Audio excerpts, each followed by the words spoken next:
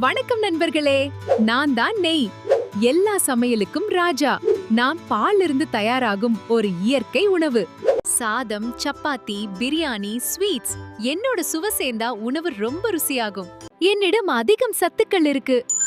அது உடலுக்கு சக்தி தரும், ஜீரணத்துக்கும் உதவும். பழைய காலத்துல இருந்து நம்ம வீட்ல பிள்ளைகளுக்கு பெரியவர்கள் நெய் சேர்த்து சாப்பிட சொல்லுவாங்க.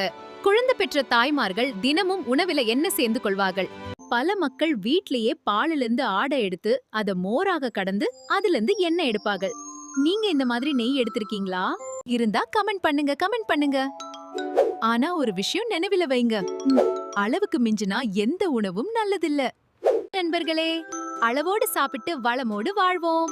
எங்க சேனல் வீடியோக்கள் பிடிச்சிருந்தால் லைக் அண்ட் ஷேர் பண்ணுங்க, ஃபாலோ பண்ண மறந்து விடாதீங்க.